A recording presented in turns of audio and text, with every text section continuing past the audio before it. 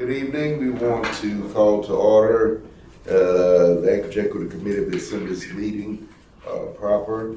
And I am Pastor Leon May, who is one of the co-chairs. My esteemed co-chair, Thea Bidman, is beside me. And I, Pastor Reverend Modesto Community Church, Anchorage, Alaska, President of the Denominational Ministry Alliance of Anchorage and by Senator, as well as the MLK Foundation of Alaska, for those who have not yet met me. And and so we'll go around and have introductions. And I think what we'll do, we'll start with Zoom, those who are on Zoom, and have introductions, and then go around the table. Miss Candace, would you? Are you speaking to me again? I'm having a bit of trouble hearing here on Zoom, but this is Candace. All right. This is Candace Bell, and I'm representing the Alaska Rainbow Elders. All right, thank you so much. And next, I'm having trouble reading. I think that's Joan. Joan? Joan. Okay, you're next. Hey, hi everyone. My name is Joan Ryan. I'm board president of Enlaces Alaska. All right, thank you so much. And since we're on welcome and introductions and basically committee members, but we'll go ahead. Felix, will you? Yeah, sure. Hi everyone. Felix Rivera, Anchorage Assembly, representing the town. All right, good. And then we'll go around the table. I guess we'll jump over to Mara and then work our way around.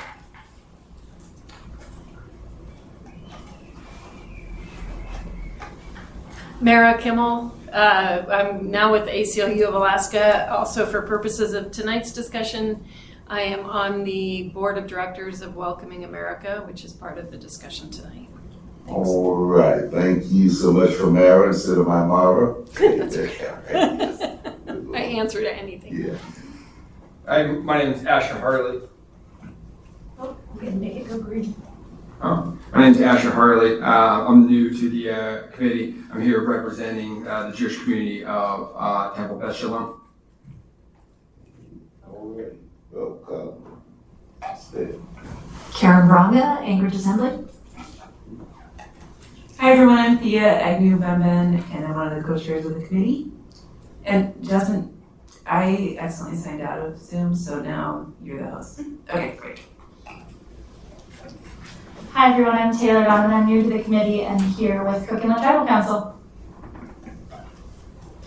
I'm Matthew Howard, I'm Legislative Counsel to the Assembly. All right, thank you so much for all of the intros. And we kind of semi-know each other at this particular point. And we'll move to the discussion relative to the land acknowledgement, and my esteemed co-host will take over from there on that one.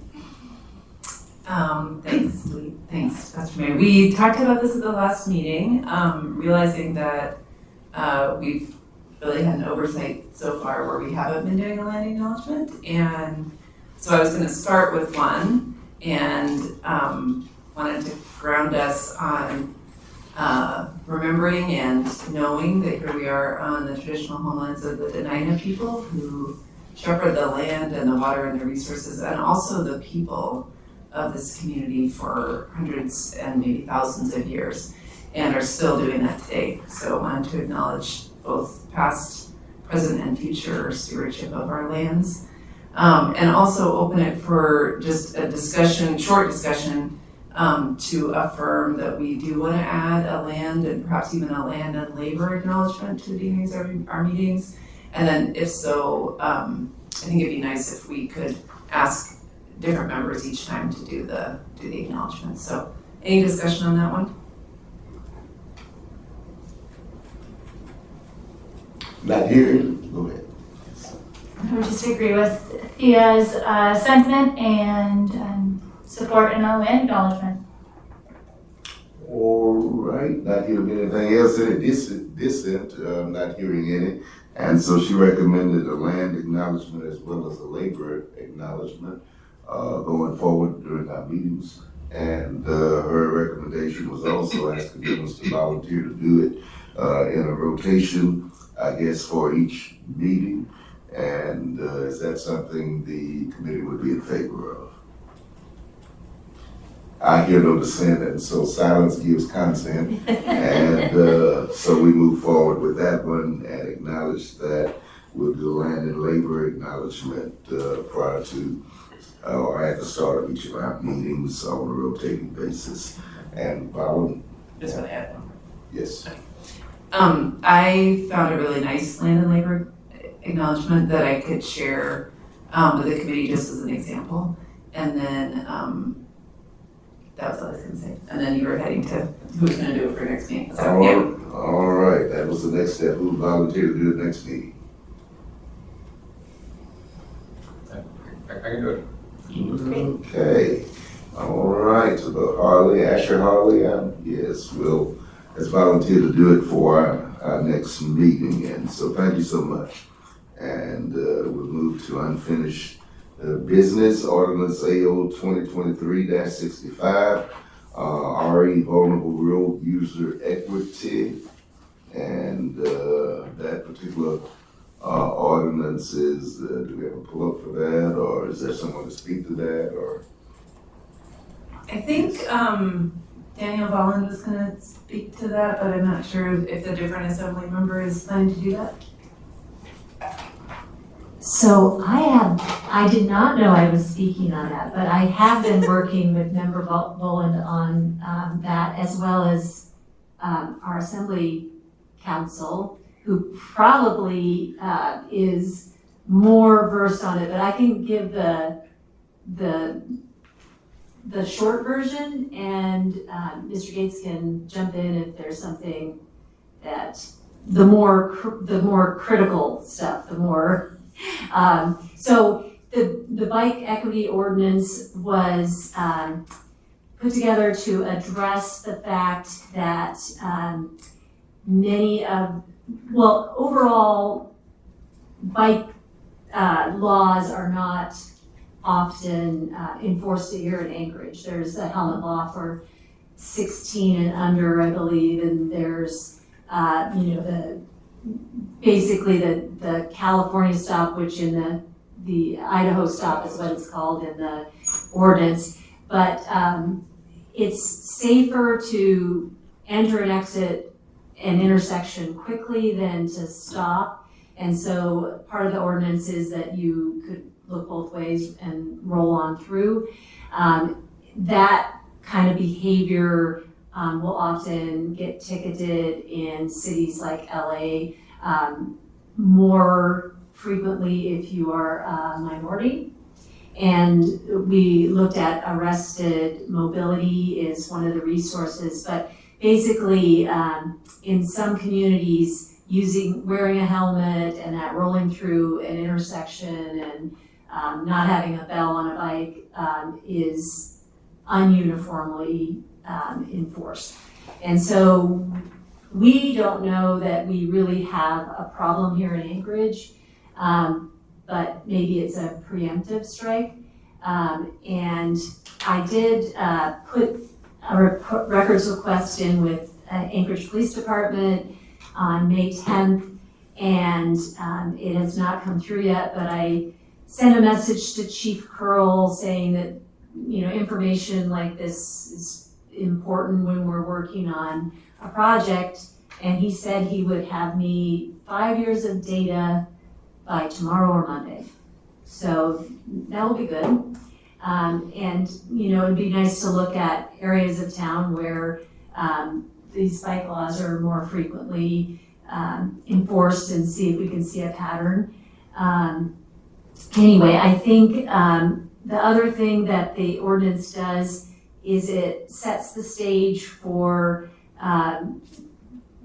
making sure people know that vulnerable users have a right to be on our roads if we don't have as good a bike infrastructure as some places. And I think in some ways cars tend to feel like they own the road. So this ordinance will say that if there is no infrastructure available, these people are allowed to be on a road and they should be passed by cars by no closer than 3 feet, is that correct? And, you know, it just sort of lines that out, and it talks about if we ever do get a better bike infrastructure, it'll be right there in code that signals should, a biking signal means this, whereas now we only have walk signals, and in the future we may have the bike signal on a sign. So, Mr. Gates, do you have more that you can add? I haven't really done a great job of. No, I think you've covered pretty much everything that the AO does. I mean, the overriding intent is, one, to lower barriers to people being able to utilize bikes safely in Anchorage, and to identify places where users become more vulnerable. And it also incorporates some sort of overarching principles that, you know, wherever there's ambiguity in traffic regulations or things like that, the less vulnerable road user should always yield the right of way to the more vulnerable road user. So that's kind of the guiding principle. And the other thing that I would add is that there is going to be a work session on, Jasmine, maybe you'll find it before I do,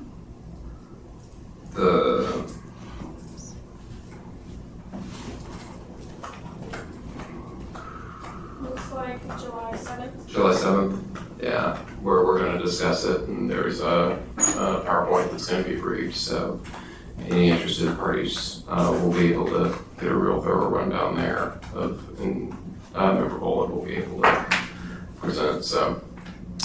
I'm sorry, I didn't even know this was behind our heads. Yeah. I could have looked at it. Yeah, And what? yeah, I was about to question the equitability factor as it relates to this vulnerable road user ordinance, and I happen to turn around as well and see here, and I'll read this one whereas nationally, traffic laws are disproportionately enforced against Black, Latino, X, and low-income people on bikes, especially where infrastructure is lacking. And I'm thinking, my question is this particular ordinance relative to making the law consistent throughout Anchorage overall? I mean, yes, sir, I would say that it basically, it is rewriting the traffic regulations that apply throughout the Anchorage Bowl to make the roads more accessible for not just bikes. I know we shorthand it as the bike equity, but really all kinds of non-motorized transport, which is why we embrace the term vulnerable road user. So it accounts for people who are, you know, rollerblading or e-bikes or a thing, and we're dancing around that topic because state law is about to address that more explicitly, but even users of wheelchairs and things like that, it applies uniform throughout the entire municipality. So yeah. I think So it's relative to consistency throughout the municipality as it relates to any kind of non-motorized. Yeah, so there's some carve-outs that have had to be made just because of the waste. We really have to be careful with some areas are preempted by state law, and the state law even says that, you know, you have to write your traffic regulations consistent with the way either the state code or the state statute is written. Although you are able to deviate if you can provide justification for why your location needs to. So, and that's one of the things that I'm working on right now is kind of it's an exhibit that is being attached that basically provides the state notice of places we've made minor deviations and reasons why. One of them is, for example, state law requires reflective gear and I don't know if it requires a bell or not, but it requires a lamp, it requires helmets. We've maintained all of those requirements, but we've lowered the fine to zero. Because state law really doesn't say what the fine has to be, with the idea being that this is a form of transportation that should be available to all, and it's particularly accessible to low-income individuals. So we don't want to increase those barriers. and we don't want, the ticky-tack kind of penalties to be assessed. There's a risk there of them being assessed unequally. So by lowering the fine, we're adhering to state law, but trying to produce a more equitable result. All right, thank you, Sir Steele. I just wanted to point out, I can see that you're referencing Vision Zero in here, and one of the data points in that plan is that 58% of pedestrian crash victims, I think this is it might be in Alaska. It's either Anchorage or Alaska, are Alaska Native people. So I think that's like just a local example of the inequity and that this is partly trying to address. Right. Now, Thank you. Just for clarification, Assemblyperson Braga, so the data that you've asked for from APD is what? So I asked for the citations that have been given out to bicyclists and pedestrians. And we specifically asked when I put in the request by race, but I said that I wasn't sure that that was available, so I wanted to explicitly ask for areas of town, because it could be that more bike citations are given out in Fairview and Mountain View, and that could point to some of this problem. Or we might not see any. I have a friend who is a police officer, and she's like, we don't even give out citations, She goes, I don't know why you're worried about this, but I think, it's better to be safe than sorry. Than, if it is getting used as a way to pull over a bicyclist for cause and hassle him, then we want to take that away, because biking, walking, it should be for everybody, and they shouldn't be worried that if they go biking through a community, they are going to get stopped just because of their color. So, Thank you. That's exactly the point I was looking for, and it would be wonderful if it's possible to share out that data once you receive it. okay, so go ahead. I had a similar question, and I appreciate the intent behind this, but it sounds, and without knowing much about it, sounds like citations aren't frequent, but injuries are. So I wonder if that same data could be used to inform infrastructure decisions on improving sidewalks, right-of-ways for bikes, et cetera, in low-income or high pedestrian areas. that's a very good point. So I'm sitting here kind of multitasking. We have a constituent in Northeast Anchorage that wants us to enact NACTO guidelines, which is a national it's a design criteria for biking and walking infrastructure, and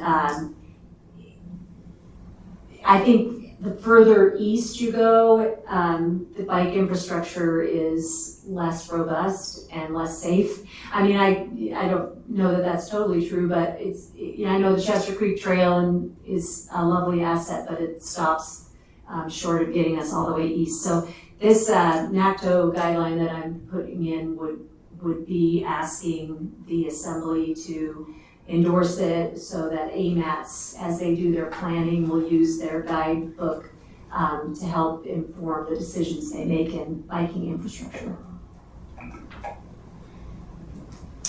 All right, thank you all. And without further discussion on it, I guess my assumption at this point is that this AO, as it sits, is totally incomplete at this particular point. Is that correct? We actually have a substitute version, which is making some changes. I believe we were looking at removing the fine for jaywalking and things like that. But I anticipate with the work session, we're going to hear from stakeholders. So I think all of the sponsors are very open to hearing what the various stakeholders would say, and I would encourage we can get copies of the S version that we have out to the committee if they want to provide input through the Assembly members as well, or if you want it in the work session. I'm sure the sponsors would welcome any and all input, so there's still plenty of time for issues to be raised. Okay, so it's open for input, I guess that's where it is. Okay. Can I say one more thing? Yes. So I retired from an elementary health teacher, and part of this, the comments that I have, part of this like, oh, we worked really hard to get helmet law because we felt it would be safer for kids and, encourage them to wear those helmets. And so there's a little bit of me that feels like, this taking away this fine for it is not going to go over well with some community members that really worked hard to have the helmet law. So we do appreciate the input though. Okay, so that's one more. So does that mean I guess I didn't hear, so is the helmet law still in place for 0 to 16 and then it's above 16 then?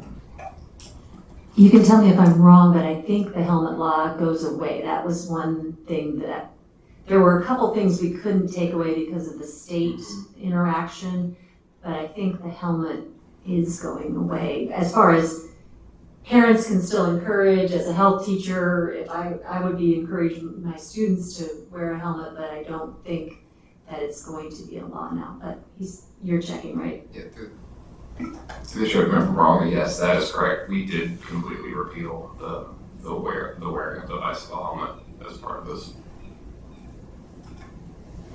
So helmets will no longer be required on bicycles. Right. Good. All right, some of those. More money for rehab. And Yeah, some of those things move pretty fast. Yeah. But anyway, all right, any further input? And if not, we do have some additions by way of Zoom, and we'll hear those introductions. Paula and Celeste, and then we'd like to find out who's on the phone.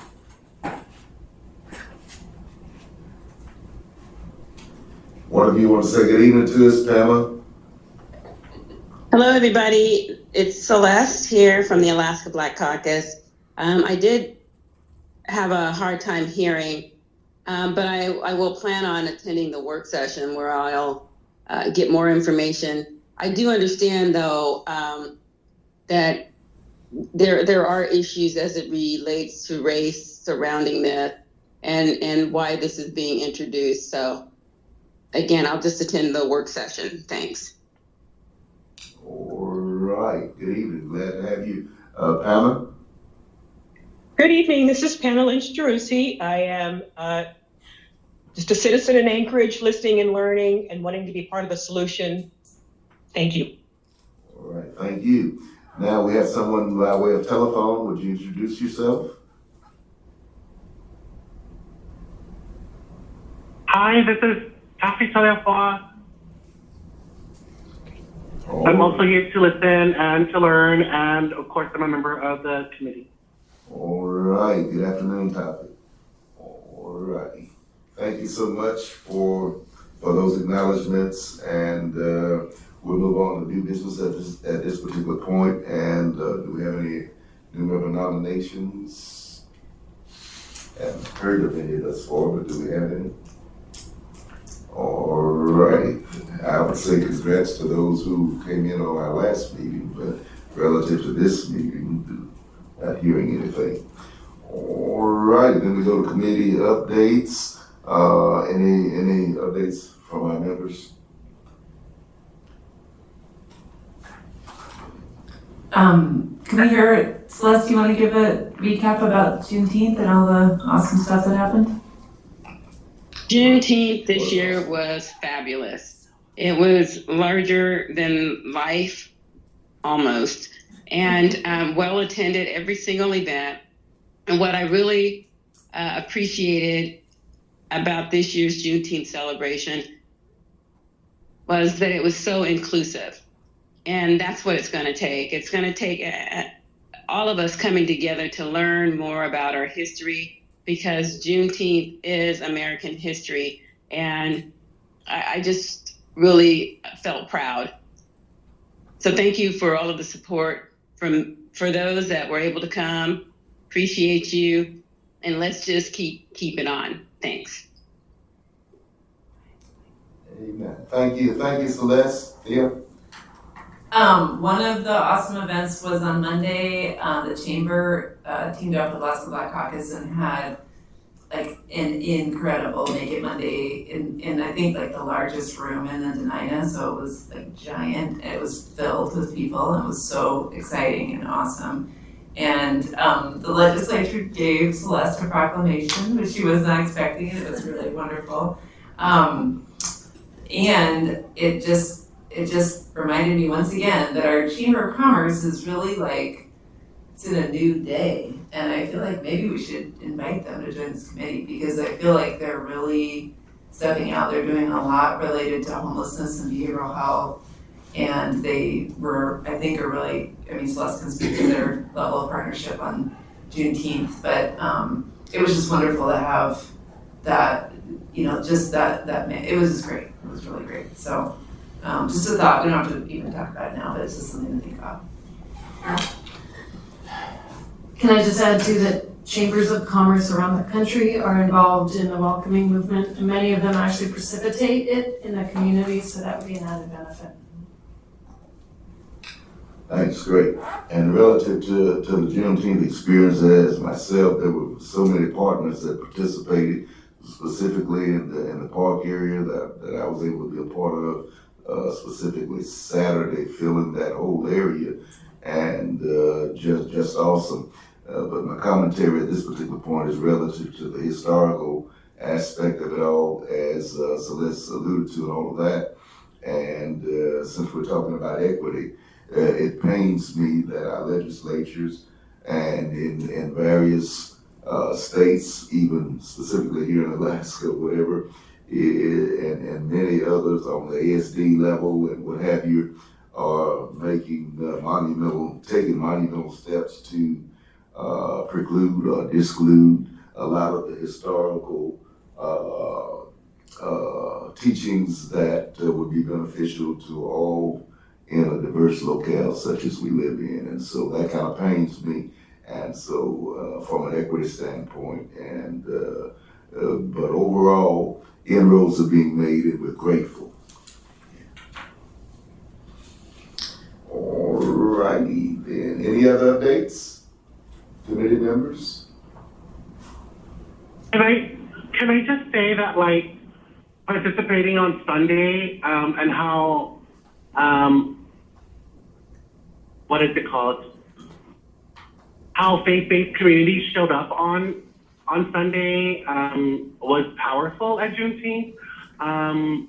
And like, yeah, I take my hats off to like Jasmine and Celeste and all their teams for putting such an amazing Juneteenth celebration together. So I look forward to participating again next year. I also wanted to announce that tomorrow is our Health and Resource Fair at Bernard Rec Center. It is from noon to 6. It's open to the whole community. It's hosted by Pacific Community of Alaska. We have resources that we have reached out to around health and wellness, of course, and mental health. And then we have prizes and things that we're planning on getting the community involved in and stuff like that. So we hope that you get a chance to come out. It's from noon to 6, so hope to see you guys there. Hey. Taffy, that's Bernard Rec? Yes. Thank you, Taffy. Any other updates? Hi, Pastor. Hi. This is Kent. Hi. I just wanted to announce that Pride is coming, and on Saturday is the Pride Parade at 11:30. It's a parade around the park strip, and then the Pride celebration is on the park strip starting at noon. All righty, thank you, Ms. Candace. Any other updates? Yes. I just thought, I went to World Refugee Day. They had an event over at their gardens on San Roberto, and one of the refugees that they've been working with put together cabbage rolls and borscht, and it was pretty amazing. And a fact that I didn't know, but many of you may have been more up to it, but they had 22 new arrivals last year in the state, and they're up to, actually 22 new arrivals in 2021, and last year they had 497, so a big increase, and I'm just so impressed with what is happening with that community. And so I think they had another event today that I did not make it to then. All right, thank you. Any other updates? All right, not here again. We'll move to B2, review and committee charter. And number one of that is discuss membership for organization representative versus individual. And I guess just a little context on that one. So, we just realized so if you want to check and see our member nominations section, it is, sorry, I'll highlight these ones, but now I can find it. 34. Thank you. All right, I knew basis, we'll recommit. Okay, great. Yes, thank you, Pastor May. Yeah. So in that second paragraph there, it says that any meeting members may recommend names of new members to the committee and request that they be made committee members. Members will be added to the committee with a majority vote. So what came up is that, so just thinking back to when we put our charter together, I specifically remember Lori Pickett, for example, saying about her organization that sometimes she might want other people to come instead of her because they would be more relevant to what's on the agenda. So, but I think we never really spelled out in here when somebody joins, are they joining as an individual? Are they representing an organization? Or is it kind of either one and we don't care that much? It just came up recently because it caused a little bit of confusion. So I just thought it'd be something we maybe want to discuss and decide and then spell it out a little clearly in there so we don't have confusion when we have nominations. Thank you, Thea, for that informational aspect of it all. And so since we're going to discuss membership for organization representative versus individual, and the charter provides for that any member can recommend someone for membership on our committee, and it be voted on by the body, and they can become a member that way. Maybe we could recommend that, and of course this is open for all of us to, have input, but just thinking about it, maybe we could have, since we're having individuals recommend individuals, and now versus organizations, maybe we could have a member would recommend an organization to become a part of it, and then that organization could be accepted by the body. Then the organization would have to appoint someone to be a member of this particular body. And I think that would be a way to bring it down the line. And my train of thought, even for the organization recommending a member, is this. I don't know personally that I would want, and of course it's a body decision, I don't know personally that I would want an organization with an open-ended recommendation relative to numerics or a number of persons or what have you, because I can see where since we allow equity, and if you got a large number from one group that's sitting on your board, then that creates an equity in and of itself. And so I would think that any member could bring an organization that they would like to see a part of it, and that be voted on. Then the organization would have the authority to appoint someone from that organization to become a sitting person on this particular board. That's just my train of thought on it. Maybe you guys see it differently. So I just wanted to put that out there. We're open for discussion.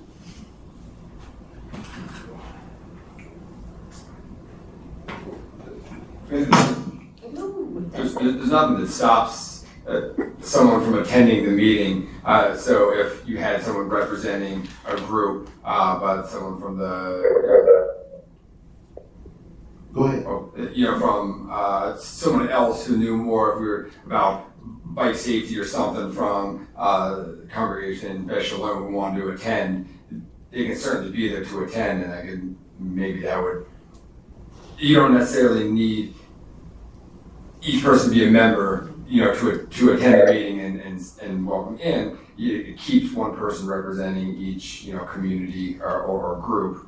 Okay, let me raise a point of clarity for that particular part of it. I mean, we do have public participation, and anyone is welcome to attend the meeting, but those who are in public participation are not specifically committee persons that are able to speak to unless they are genderized to that effect.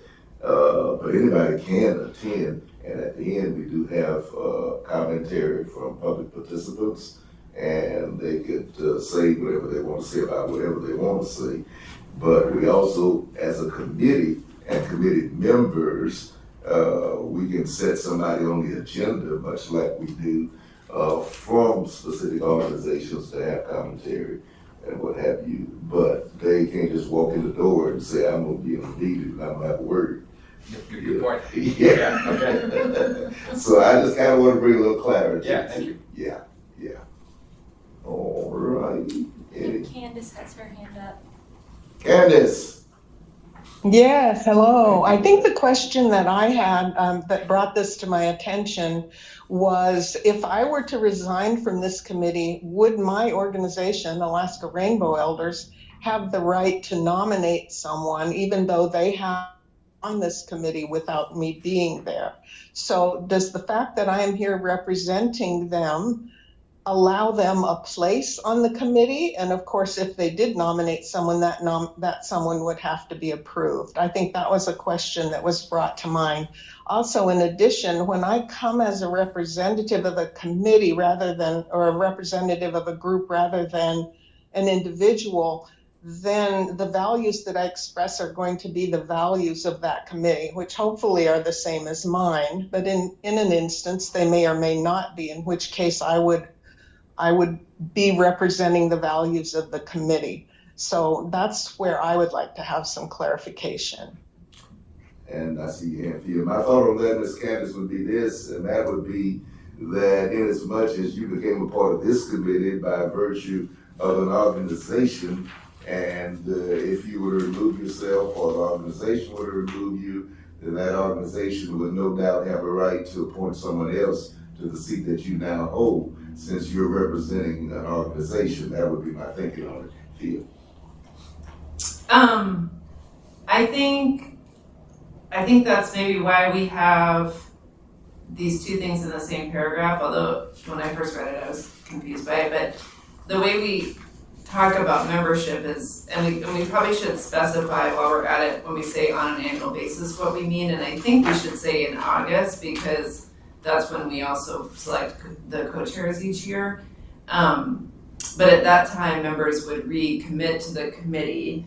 And so I think with Candace's question, I guess I could see a couple ways around that. One is, Candace, if you were going to come off the committee, before you left the committee, you could nominate another member or another person to represent your organization. So that's one way, yeah. And then, but I do think it's a valid question. And Pastor May, I think what you were saying was, I could come and I could either recommend the name of an individual, or I could say, I really think, like I just did, I think the chamber should be represented on this committee. Then we would vote on that, and then they would appoint someone. Correct. So in that case, I still don't think we're granting them like a perpetual membership, right? We're still asking them to recommit at that annual meeting, right? Correct. Okay. As we all do. Right, exactly. So I think as long as that's happening, then I think you're right. As long as we're saying, yeah, we can nominate organizations, then they can, if their person doesn't work out, they can switch to somebody else. Yeah. And then I think Candace's point is right. If that's your reason for being here, then you should represent that organization and not necessarily your own. And it's kind of your job to figure that out. Like, we're not gonna double check and make sure, right? Yeah. I'm certainly not going back to the organization to figure out if you're the right representative. Right. I had a clarification question. So is the recommendation that we would select an organization, the organization would select like a representative, and then the committee confirms that person in some way, or they kind of they get to choose? Well, my thinking on that would be, and certainly Thea could speak to that as well, but my thinking on that would be is if, per se, one of the committee members recommended an organization and the body voted yay for that organization, then again, that organization would have the right to appoint whomever from that organization that would represent them on this committee. And once the organization is approved, then it's their right to appoint somebody. And we don't have to come back and vote on that person again once the organization has been approved. Okay, sounds good. Yeah. That's just my thinking on it, y'all. What say ye? Okay, we good? Okay. And so, and I guess to make long and short of it, we are actually stating that a committee person can recommend an organization as well as a committee person could recommend an individual. And either of those, the organization or the individual, would have to be approved by this body. And once they're voted on and approved, then the individual can sit on the committee, and the organization has a seat at the committee with that appointed person. And with the idea, as Thea just mentioned, that all of this is up for renewal on an annual basis per the charter. And so if everybody's good with that, and since it's a charter issue, then I would entertain a motion for that, to that effect. I move to amend the charter as suggested with the language from Pastor May. All right, is there a second? I'll second. I'll second. All right, we have a second by Mara, and forgive me, give me your name again. Taylor. Taylor. All right, Taylor motioned and Mara seconded, and all in favor, aye? Can we have some discussion on it? Oh, well, okay, let's have some. Thank you. Okay, so for me, the whole process is confusing. And, we've gone through it. It seems like every meeting there's somebody that's nominated and approved. And I haven't said anything about it, but, I'm concerned about the numbers that can potentially grow on this committee and those that come back to actually do the work. So I just wanted to offer that. Thanks. And so I guess the question of concern is are we to allow an open-ended committee? Yes, ma'am. And Celeste, I hear you, and I know we've talked about that previously, and I think, I bet Jasmine is maybe even looking at the list, or has it, of how many people we are up to currently. But I guess I'm not super worried about that yet, because I'd say generally, I'd say this meeting, we have fewer people here than usual, but we don't normally, we're not busting at the seams, I don't feel like. And I guess with the August renewal, that's gonna be a time when, I think what we did at the beginning anyway, is we said, let's list the people who've attended meetings this year so far. And we started with that list, because we started with a much bigger list. We had maybe 50 people, and I think we got down to maybe 30 people. And then we've added people since then. So, I don't know, I kind of feel like we'll have some attrition. Some people will roll off in August. And I guess I also remember, Taffy's on the line. I remember Taffy's comments when we were doing the charter, just wanting to make sure it was pretty easy to come onto the committee, because we don't want to create a barrier for people joining the equity committee, right? So anyway, I'm just elaborating on how we got to where we are, Celeste. I'm not disagreeing or anything. I'm just saying that's sort of where we're at. Yeah, and let me say this, the point that you raised, Celeste, was the point that I raised much, way back in the past, and the thinking, as I hear Thea, the thinking is that she's making is kind of the commentary that was had back then and what have you. But my thing, I guess, at this particular point is, and I think that's kind of what we came to at the last discussion of this, but my thing at this particular point would be is maybe that would be something that we would need to address if we were ever to get into that tenuous situation. And that might be a time to do that. But right now, as our numbers are fluctuating on the lower end of committee commitment and meeting commitment and all of that, I don't right now see it as an issue, and maybe something we can revisit if the need arises. Does that make sense, Celeste? I hear you. I'm just, you know me, we put on 50 people and 5 people show repeatedly.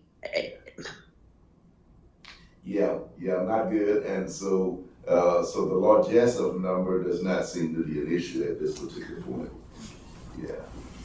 Through the chairs, there's about 36 members, and I do keep track of attendance, so I was going to send that to you for August. Thanks. Okay. Yeah, and since we are re-upping, so to speak, in August, we'll have a great idea of where our numbers are for sure. Yes. So I heard, I think it's Candace, I don't know, up in the top right. Yes. So I'm not positive that, and I'm not even sure if I'm supposed to be speaking, but I'm not positive if she wants to be off the board, if her just finding someone to send here is what I kind of thought I heard her say. Instead, maybe she finds out if someone at the Rainbow Elders is interested and has them come and you meet them, rather than just appoint someone. So just to clarify, we don't ask the person who's being nominated to come to the meeting, because that seems a little weird, like to be like, oh, now we met, we don't want you. Yeah. So what we do instead is we ask a current member to bring forward a name, and now we're considering also bringing forward an organization, and then we discuss it without the person being there. So we don't really vet people other than knowing that a current member recommends them. So I think Candace was just saying that if she wants to roll off, you know, since Candace joined, actually Candace, you joined representing a different organization originally, right? Or you just joined as yourself? No, I joined originally as a member of SAGE, but Alaska Rainbow Elders had a name change, Okay. So Gotcha. Okay, yeah, so and that was some time ago with whatever original committees kind of segued into this one. I was there at the beginning. Yeah, and I think subsequently Candace was given a hypothetical relative to what could happen in a changeover of persons representing the organization. Right. And so that's kind of what we have been speaking to, how that process would transpire. Okay, that's good. If you have a little vetting going on, not just having someone appoint someone because they don't want to go anymore. Well, we didn't necessarily, and I think Theo was speaking to that vetting. We don't really vet. So if it's an organization making a recommendation of an individual to sit on the board, and that organization has already been accepted as a committee member, then they have the right to send who they want to represent that organization. Am I correct? Oh, totally. So we should vote on that. All right. And so we've had some discussion. If there's no further discussion, then we'll revisit the motion. All in favor? Aye. Hands up. Opposers, like sign. Ayes have it, and so it is ordered, and so we'll move forward with that change to the charter. And I can draft the language, put it in there, send it out. Okay. All righty, thank you so much. All right, we move to number 2, method for establishing a quorum. And heretofore, pretty much, it's been those present at the particular meeting will have the voice. And, well, per me, I think that's a good standard. That's just my thought on it.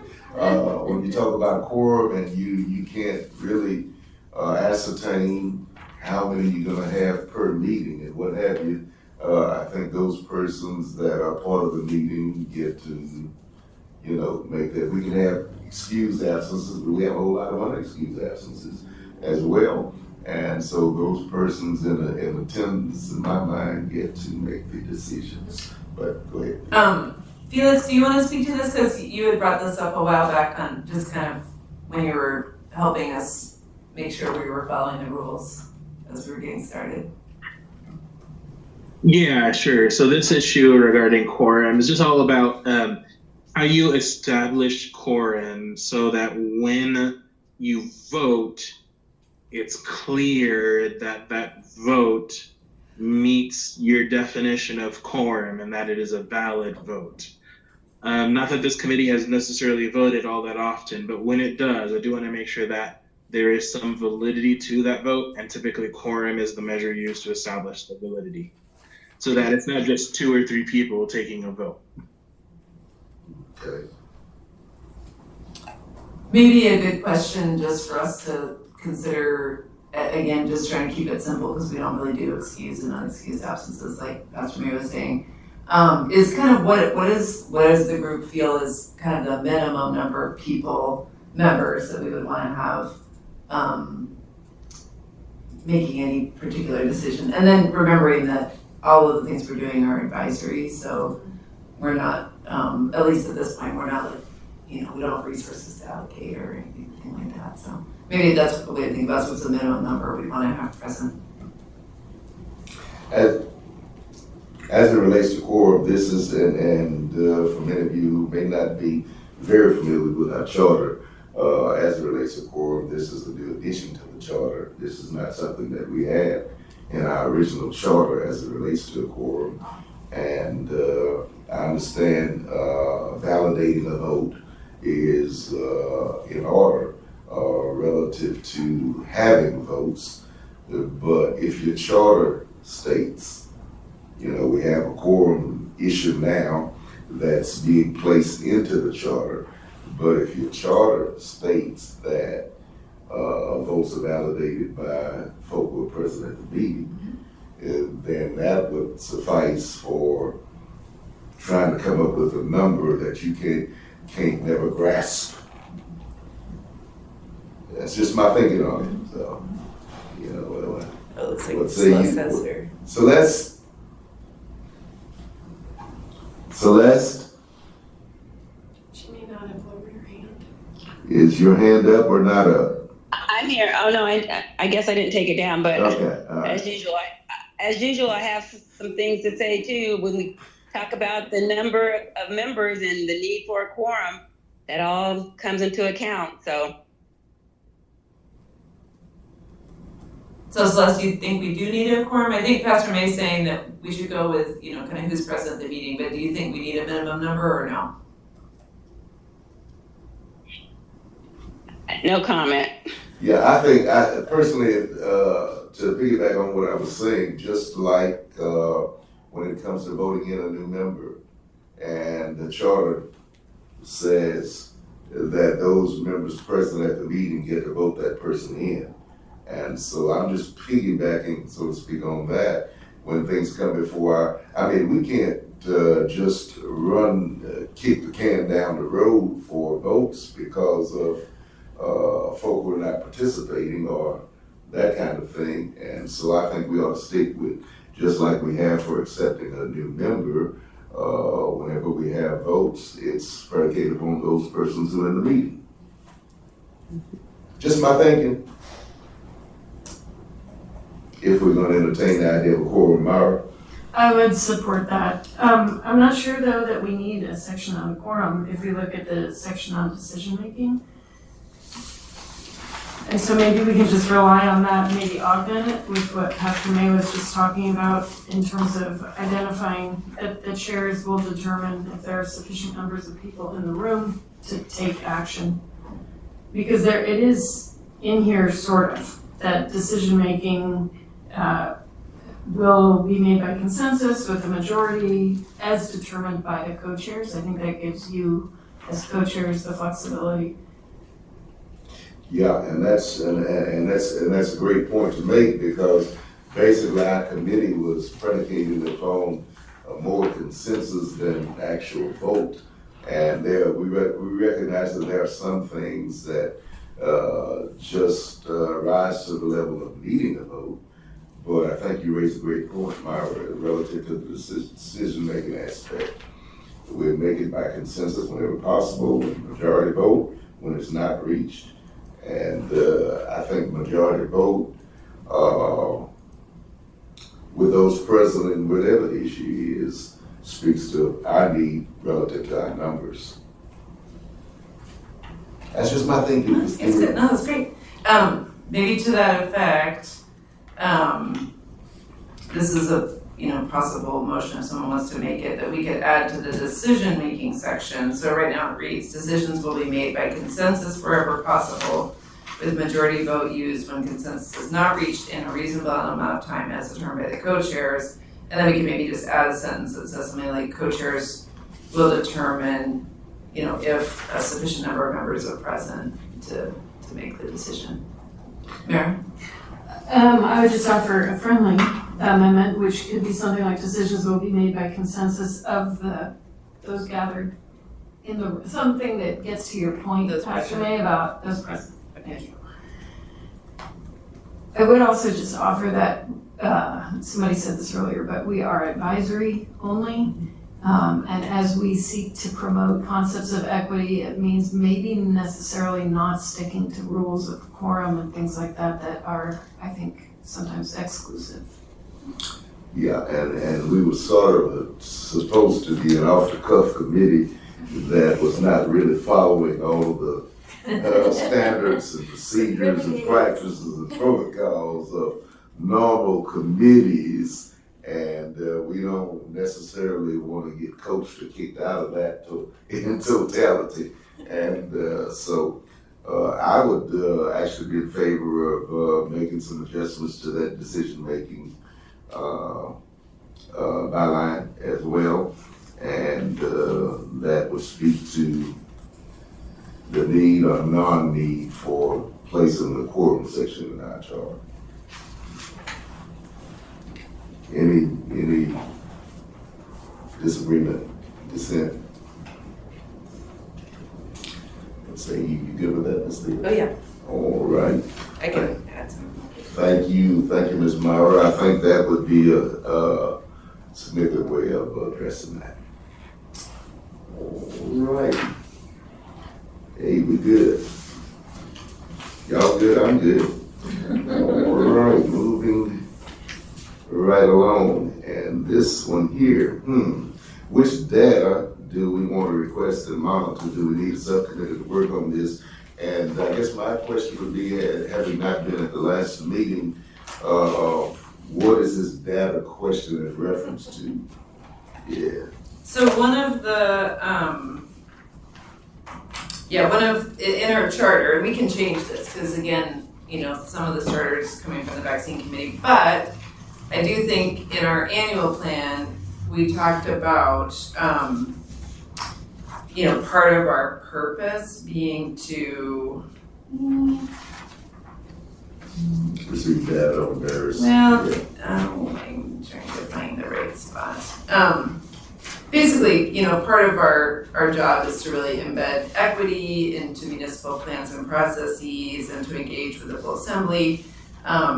And sometimes, I guess one thing that was a very powerful part of the work of many of the people on this group when it related to vaccine allocation and addressing COVID basically was that we every month looked at really good data, and this committee made they really improved that data. Like they really asked great questions and asked it to be analyzed differently, and it became something that was a really great tool for figuring out, are we making a difference? And yes, in fact, the work that Taffy and others did really made a difference for the Native Hawaiian and Pacific Island community, and the work that Alaska Black Caucus and others did really made a difference for the Black community. We can see that in the data, so that was really cool.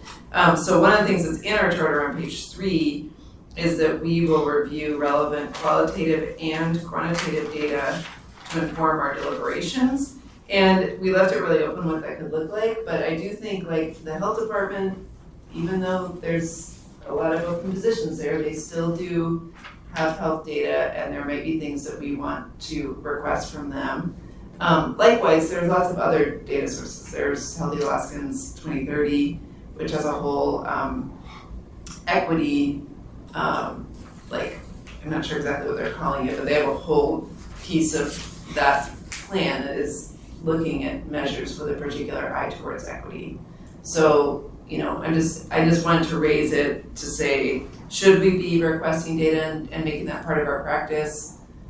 Maybe we table it for now because we're busy with other stuff, and still leave it in the charter, or maybe we decide that's not our deal and we get rid of it in the charter. I just want to bring it up. Yes, ma'am. Go ahead. Yes. A few meetings ago, Issa Patrasano brought up the notion of metrics and measures for equity and achieving equity and well-being, and I feel like, and Felix is going to talk about this, but to me that's the impetus behind looking at something like the welcoming standard. It provides a sense of those metrics, or at least a scope of what we want to look at. So I would suggest, my suggestion would be to table this discussion until we know what it is that we want to start measuring. And then we'll be better able to seek the data that we need.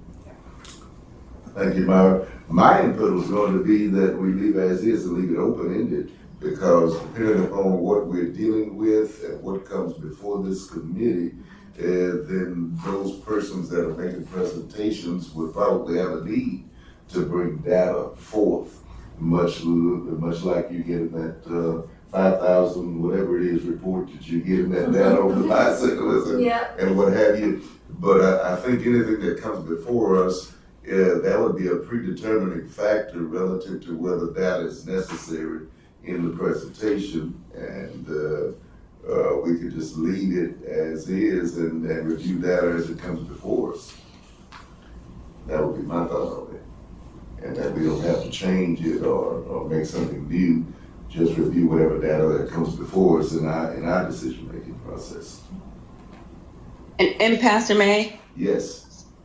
I actually feel like we don't have to wait for data to come to us. We can go seeking the data. We can. One thing that I'm really concerned about is and I know people don't like talking about it, but that chief equity position. I mean, what the heck?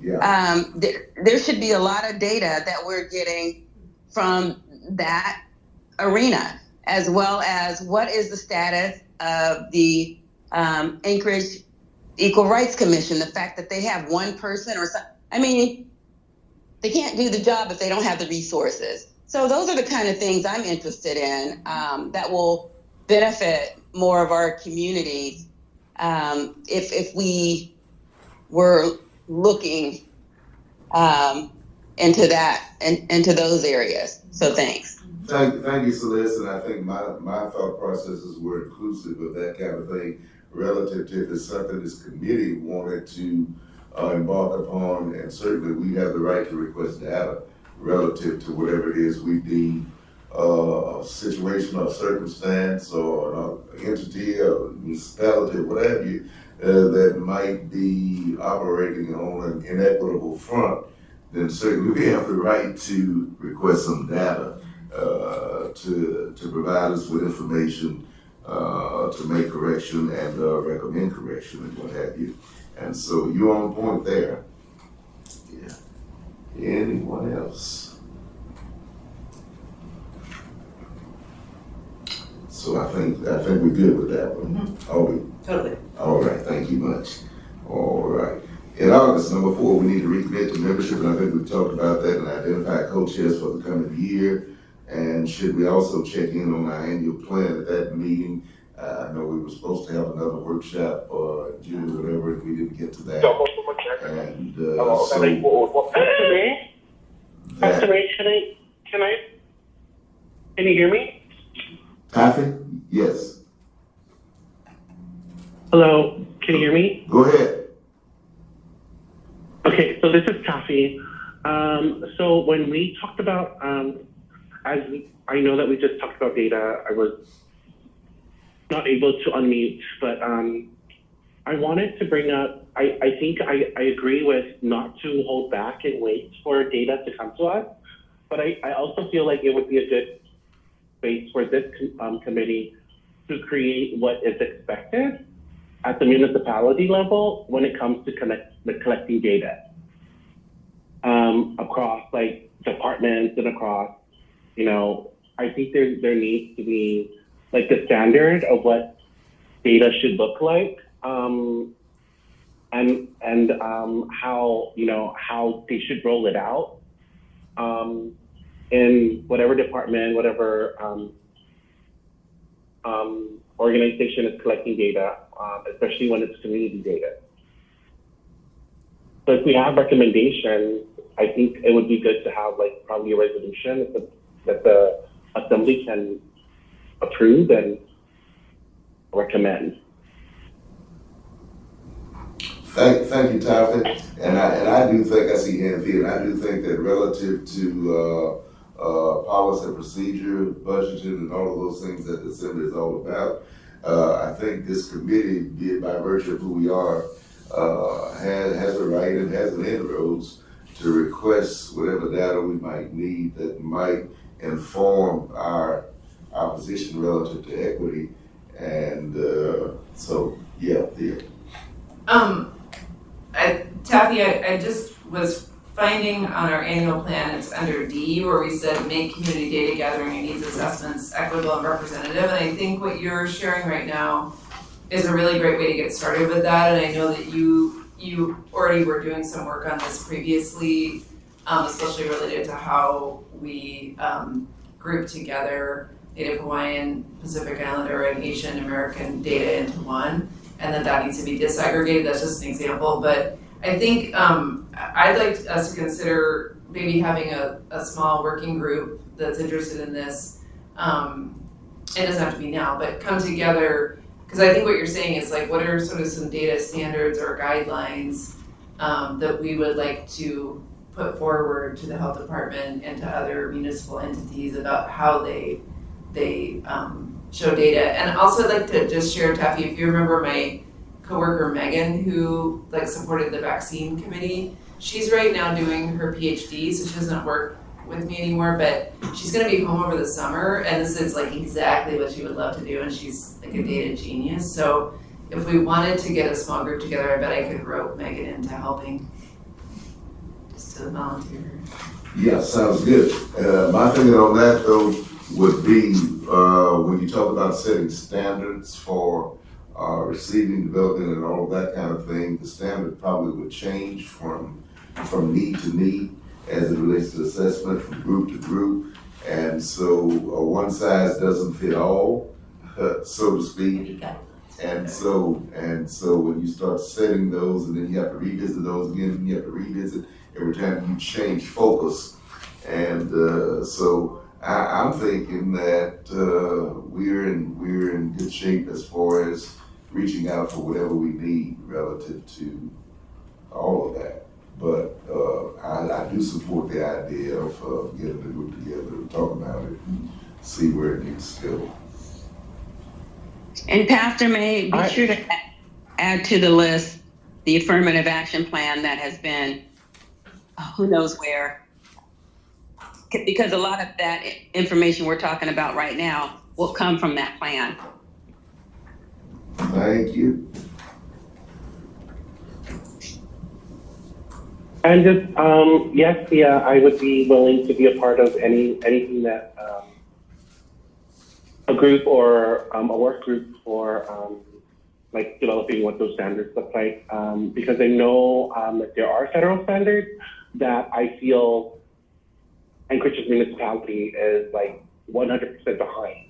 And I feel like that could probably be the work of the equity officer, chief equity officer and their department to move that forward. All right, thank you, Tommy, for volunteering. You certainly would have been a recommendation for that going forward, for that subcommittee to work on that, talk about it, what have you. And Ms. Thea, being in your thought process, would you be willing to convene that subcommittee?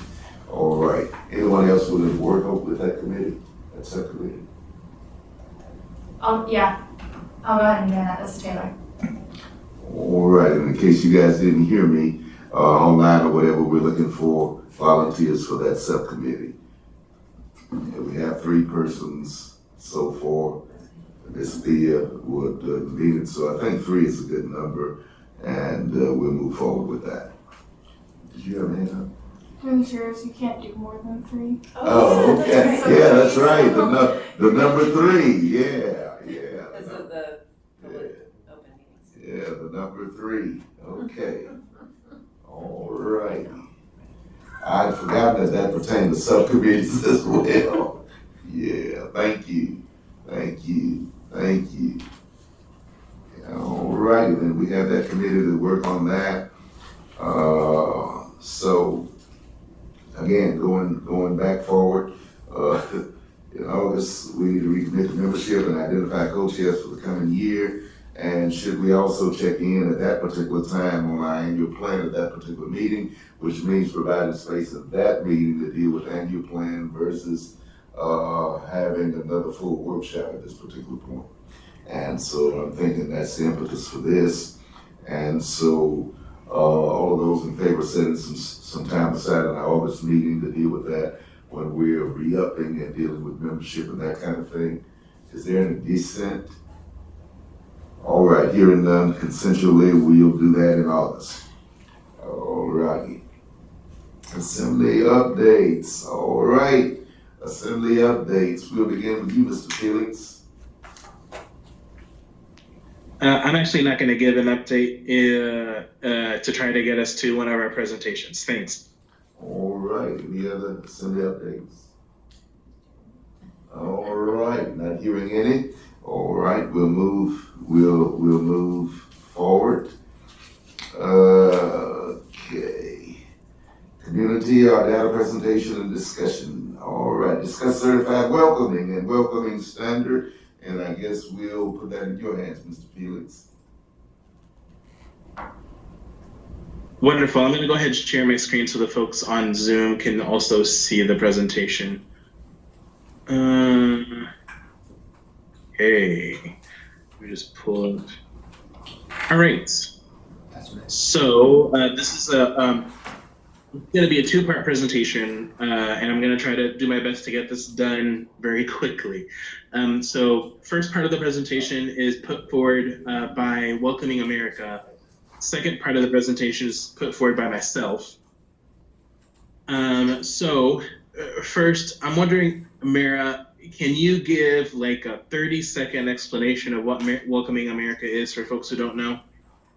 Yes. Welcoming America is a network of cities and counties around the United States. The municipality of Anchorage became a member in 2014, and from 2015 to 2018-19, we were incredibly active in that organization and created our own strategic plan. We have been really actively engaged. Felix has been coming to Welcoming America meetings for the last 2 years. I've been going for many, many years.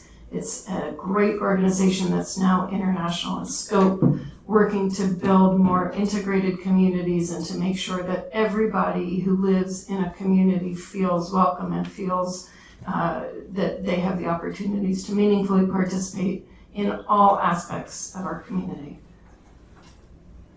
Great, thanks, Mara.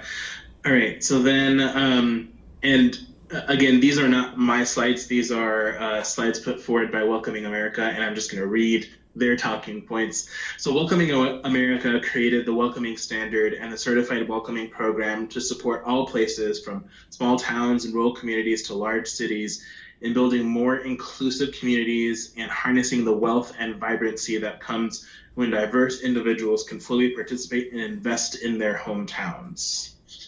So now I'm going to go ahead and stop sharing and play for you all this quick video that I think explains the certified welcoming very well. So I'm going to share, let me full screen. Take a moment. Hold on, 2 seconds. Sorry. Move you. Share screen. Okay. All right.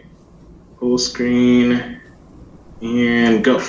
Take a moment to picture the ideal community where newcomers and longtime neighbors work together and celebrate their diversity. A place where belonging is woven into the very fabric of society.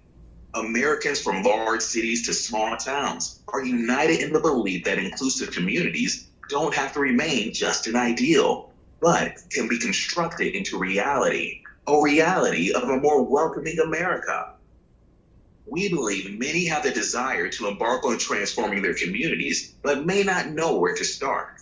That's why we've developed the Welcoming Standard and Certified Welcoming Program. The Welcoming Standard is a roadmap that communities can use on their journey toward becoming more inclusive. Certified Welcoming enables your community to earn 1 of 5-star designations that you can use to chart your course and promote your community as a welcoming place. Based on a self-assessment, research, and series of interviews, we'll identify your strengths and provide guidance on areas to improve. Join us in building a more welcoming America.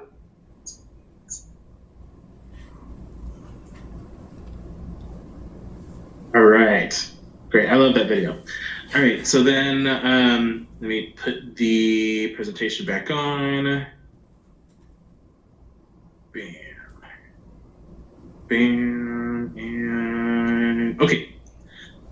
All right, so the Welcoming Standard provides a comprehensive on-ramp and roadmap for places building more cohesive and equitable communities and fostering connections between newer immigrants and longtime residents.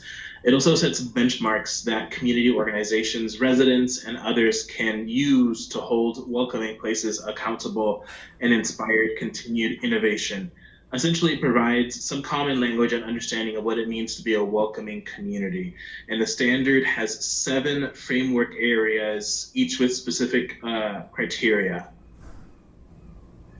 Certified Welcoming 2.0 is an updated process which is based on the 1 through 5 stars designation system, and each star designation has its own criteria under each framework area that requires compliance in order to get certified. So localities can go over the standard and determine which star designation best describes their current practices and inclusion efforts. And each star designation builds on the previous star. So for 2 stars, you have to meet both the 1-star and the 2-star criteria. So why get certified? Here are some great examples. It provides some type of accountability and metrics and data. I know that was something that you all had talked about. It provides that kind of framework. It provides an opportunity to identify gaps. It's a national benchmark that we can weigh ourselves against other local jurisdictions, and it does raise our profile. And we have seen how diversity, especially in the municipality of Anchorage, has raised our profile to the national level. And so I think becoming welcoming is a good step in that. So the process to become certified is pretty rigorous and time intensive. The process itself yields some of the most significant benefits for participating communities. Each step in that process provides opportunities to engage or re-engage partners, identify best practices and potential innovation, and leverage new resources. So the first 3 steps include the self-assessment, the desktop review, an analysis, and an audit. And then during these 3 steps, localities applying for certification gather evidence of their community's work with the help of community partners. And the certification team that analyzes the submitted evidence for compliance with the standard. And that is all followed by a virtual or in-person audit. I wouldn't be surprised if we get an in-person audit because they love to come to Alaska. during which the certification team meets with the local partners and government agencies, to gain, local and government agencies to gain a better understanding of the locality's landscape and highlights. The last 3 steps in the process involve a report, additional evidence collection, and a certificate. The report is produced by the certification team after the audit with detailed findings and suggestions, along with gaps in the locality's work. And if there's any non-compliance with the criteria, the locality can ask for an extension and submit additional evidence to show compliance. For time's sake, I'm gonna skip the rest of that. Here is a quote from the mayor of Portland, Maine, about certified welcoming and what it means in Portland going through that process.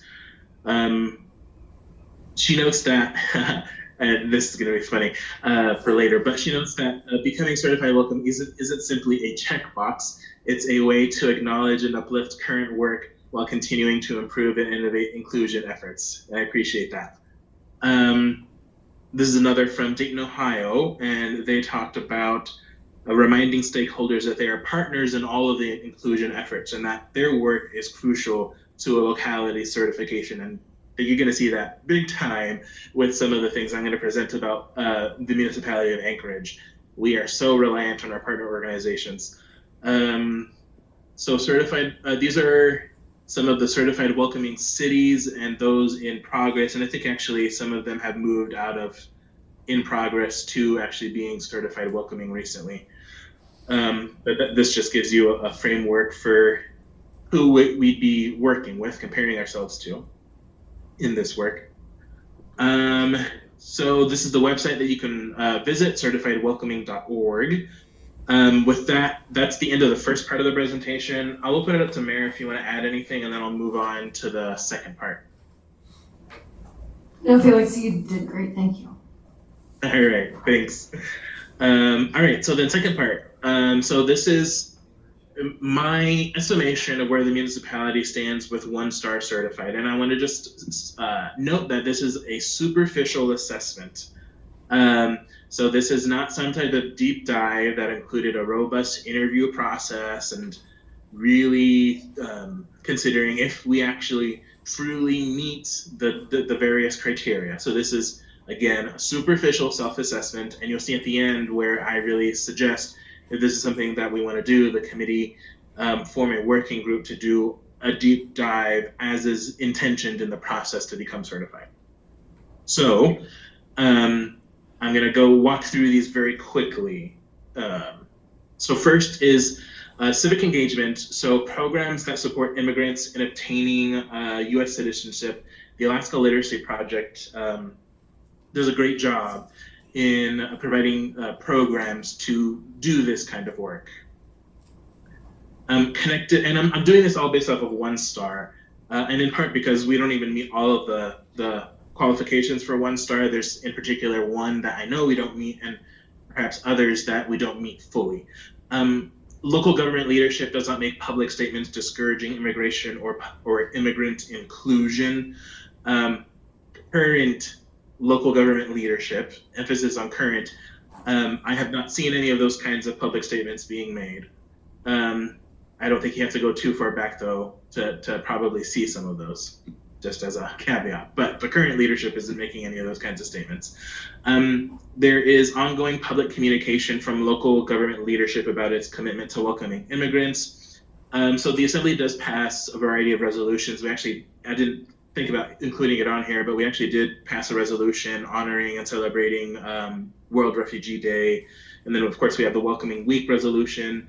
And then I'm actually looking at instituting a new resolution we haven't done in the past and making it hopefully an annual part of our resolutions. And it's actually will probably be along the same lines as Welcoming Week, which is National Immigrants Day, having that as a standalone resolution. So we do have those kinds of celebratory, honorary public communications that we do put out.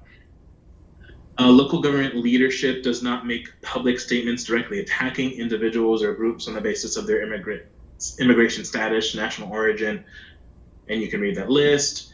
And again, by my estimation, I do not think that those such statements exist from current local government leadership. The local government participates in celebrations of immigrant cultures, customs, and beliefs. And that's actually something that some various municipal departments, especially the library and the health department, do a really good job at tabling and participating with a variety of different cultural events. Most recently, the Flag Day event that was had on the park strip, and then the other events that we've had recently. Especially those two departments do a really good job. Moving on to economic development programs supporting immigrant job seekers in finding and obtaining employment. My history and recollection is that 9-Star really fills into that void and that role of really helping to provide that kind of employment and education services. Programs support immigrant business owners in starting, sustaining, or growing their business. The Anchorage Community Land Trust has a great program called Set Up Shop that does a lot of this work, so that's something that I think fits in that realm. Programs address barriers to navigating local K-12 school districts for immigrant families. CSS Raise does a really good job providing those kind of navigation services for immigrant families. Local K-12 school districts provide language accessible information about the local system and services available to immigrant families. The school district has an English language learners program to help meet those kinds of needs for students and families. Can I jump in with a question really quick? Is that okay? Let me do this before you ask a question, if you don't mind. We're scheduled to be out at 6, and so does anybody have an issue with extending to 6:15, whether we need it or not? All right, we have a consensus to extend the meeting. All right, question. I may have missed this when you were first speaking about Welcoming America. Is this just for international immigrants, or are we looking at migrants to Anchorage as a whole? Felix, can I answer that? Yeah, go ahead. So when we started this program back in 2015, we made a huge concerted effort to do outreach with the Indigenous community and other people who are excluded from systems and structures. Okay, thank you. I was just looking at this, thinking about a lot of the folks we serve who English is not a first language, but they are Indigenous to Alaska and American citizens by birth. We actually did a lot of work to change and transform the Welcoming America platform to make sure that now they do land and labor acknowledgements, that there's a lot of work with Indigenous communities and receiving communities, African American communities around the country. And I'd say that Anchorage was the guiding light in that work. Awesome, thank you. Just wanted to clarify. Thanks. All right. And then I think I just have a few slides left. Then happy to, I think I have a last slide that just has some recommendations for discussion. So programs work to address barriers to adult English language classes. Alaska Literacy Project has actually been addressing some of those barriers and like eliminating tuition and book fees during COVID, and they haven't reinstated those tuition and book fees. And so that's something that they're constantly reviewing internally, is what we can do to address those kinds of barriers. Equitable access. Local government departments disseminate information on government services, resources, and public benefits with the goal of expanding access to immigrants. And so a variety of, the way I interpreted this one, a variety of municipal departments do have a lot of, some levels of language access services. Some of them do it better than others. And there's actually a current effort being led by myself and a couple other assembly members to see what we can do to more tightly ensure all departments are following those federal regulations with regard to language access. Government and community leadership. So the local government has one or more staff positions whose responsibilities include advancing immigrant inclusion. Of course, in a perfect world, right, that would be something that the municipality's chief equity officer would be doing. And generally speaking, that is part of their work, is to ensure equitable access to municipal services. And in my mind, that should include advancing immigrant inclusion and access. The local government has a process in place to ensure regular communication with immigrant residents.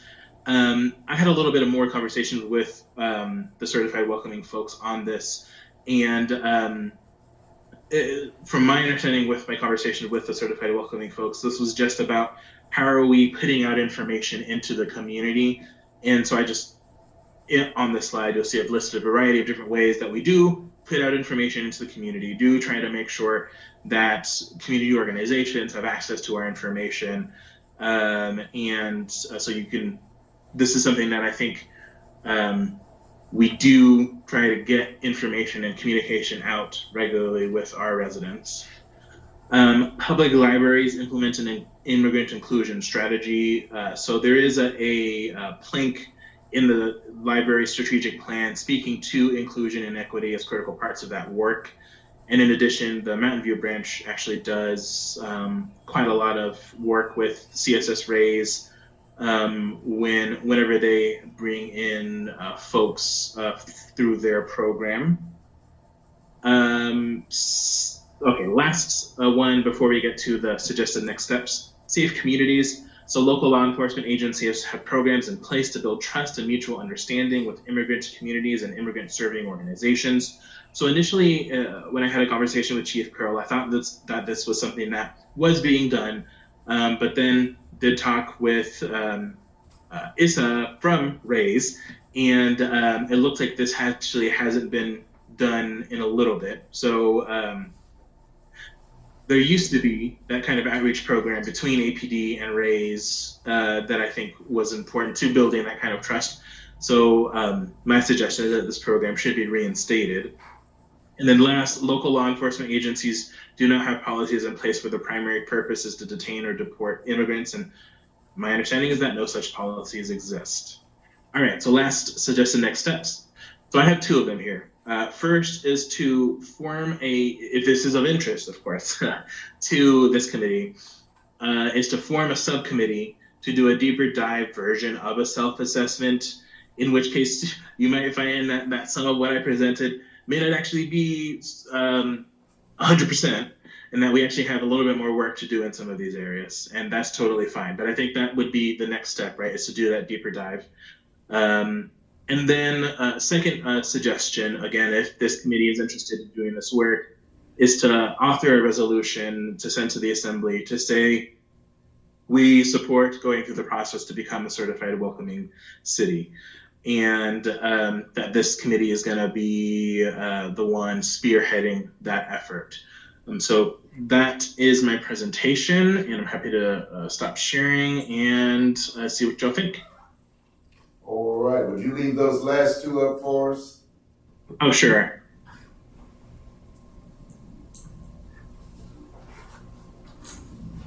And thank you so much for the presentation. I did have a small opportunity to peruse the slide a bit, and I think if I'm correct, that we are a one-star community at this particular point, or on the way to becoming a one-star. Is that the correct? Mark? Thank you, and thanks, Felix, for raising this. I also just wanted to mention, and then we were on our way to getting certification when the special assistant to the mayor had to quit and leave the state for family reasons, but this is a process that we had initiated earlier a few years ago, and I love Felix's optimism, and I just feel like I have to convey on behalf of my friends who are not here tonight, Issa and Lori Pickett, that it is optimistic to think that Raise and the ALP, and then there's another organization, the Alaska Institute for Justice, who are the only organizations that serve immigrants and refugees in this community. Very optimistic to think that they meet the need. And so I'm really urging this committee to do what Felix suggests in his second bullet, because I think that not only does this commit this community to making sure that we are more equitable, but it also sets forth some parameters and some metrics that we can actively work toward in achieving some of the vision. And I think what are the true values of this community, which are to be welcoming and inclusive. There's a couple other just teeny points I want to mention. set up shop, which Felix referenced, came to Anchorage because of Welcoming America and because of the connections that were made there. And then there was one other thing I was going to say that I just totally forgot. All right, Ms. Thea? Mary, I had the same kind of question and concern that Taylor raised in the presentation. And so when you were working on this process before, and you mentioned that you did some work to kind of adapt it and make sure it's also inclusive of Indigenous communities and also Black Americans and other people who tend to be discriminated against. How would you do that? I mean, Felix just kind of breezed through this, so I'm sure there's much more to the process, but like specifically, how is that integrated into this process? I think there are issues in here in terms, I remember what I was going to say. So the governance pieces of it. So the Chief Equity Officer position came to be because of the welcoming framework. Whether that's satisfied or not in this current day is a question. But so there are the 6 or 7 elements of the plan. There's room in each of those elements to make sure that language access, for example, for Indigenous language speakers, that kids in school are able to get the services that they need, that people aren't excluded from economic opportunities, workforce development, training opportunities because of race or language or religion. So I think that all of these elements, even though they may have derived from immigrant inclusion and concepts of immigrant inclusion, are widely applicable in all kinds of inclusive environments. Okay. Any other question, commentary? My question would be relative to this. Mr. Rivera, are you, in your suggested next steps, recommending that this committee form a subcommittee to do a deeper dive on self-assessment and then author that resolution that goes to the Assembly to become a certified welcoming city? And this committee would be tasked, this equity committee would be tasked with spearheading the whole effort of Anchorage becoming a certified welcoming city. Is my understanding of that correct? And then I guess a follow-up to that would be, where is the Assembly's thinking at this particular point relative to even making the attempt to become a certified welcoming city? Sorry, Pastor, I didn't hear your second question. I didn't hear, so where is the Assembly? Can you repeat that last part? Yeah, my last question was, what is the Assembly's thinking relative to becoming a certified welcoming city at this particular point? Has it been broached, or are they anti or pro, or what's the position? Yeah, thanks. So I haven't talked about this with the full Assembly. This is the first committee that I'm talking to this about. So the Assembly annually supports the idea of welcoming Anchorage. So I don't think this would be too much of a step, but I haven't had that conversation with my colleagues. Okay, and then I guess my precluding question was, the recommended suggested steps are involving this specific committee, am I correct? Yes. Okay. Yeah. I'm looking at the Welcoming Anchorage, some of the pillars that were there. So I think that's where some of the work that you're describing is kind of enshrined. And one of our committees, on our annual plan is to kind of, we said increase readiness for an equity plan for Anchorage. I wonder if we could consider this effort and maybe reviving the Welcoming Anchorage plan and starting in on the certification process as part of that effort. Would you say that those are?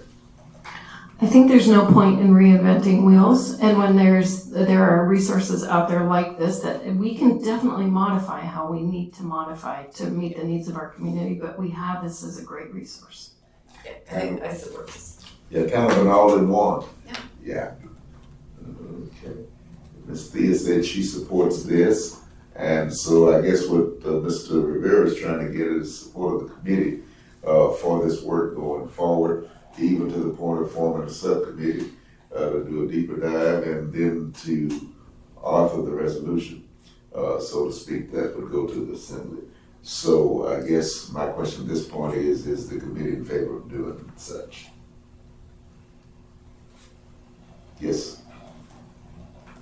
I am, and I'm wondering if Mayor, if you're interested in leading that. Okay, cool. Does that make sense?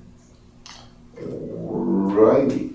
Thank you, Mr. Rivera. And if we pull it down and we can see who's still left with us, those persons who are on Zoom or whatever, what do you think? What is your thinking? I think we have Taki and Palmer and Ryan. Hello. Sir, are you asking me? I'm asking, what is your thinking relative to the discussion we were just having? And if there is another person that's interested relative to the subcommittee work. Not trying to put any pressure on anybody. Thea's already stated her interest and she's requested Mara and she said yes. And if there's... If no one else is interested, I am willing to do it, but I don't want to steal a spot from someone else. I do think there's a big piece for tribal involvement. Yeah, I saw the point out. Full name? Taylor Donovan. Taylor Donovan, all right. Ms. Taylor has considered it. So we do have a 3-person committee for that work. And so Mr. Rivera, I would state that we move forward. And just, I'm also guessing today is a World Refugee Celebration, so I'm guessing that Issa and Lori may be interested too, or maybe Namboni will join us. So I bet we'll get some other The folks. 3-person rule? Oh, good point. So maybe if those who are interested, maybe Taylor and I, or we can switch. We can figure that out. Okay, cool. All righty. All right, and so we have a committee, we have a subcommittee to work with the welcoming Anchorage process. And so we'll move forward with that. We've already extended. Do we need to extend further or we just save the rest for unfinished business? Yeah. All righty then, we'll chill it for the moment and everything else will be unfinished business. Moving forward to our next meeting, and we got nobody. Yeah. Maybe still asked us for the record. Okay, audience participation. You over there? All right, I see none, and and we'll conclude that part of it. And even as I wrap up, we have identified things that we need to work on going forward and that kind of thing. And so, with all of that being said, and Ms. Jazz can note the time, and we'll consider our meeting closed.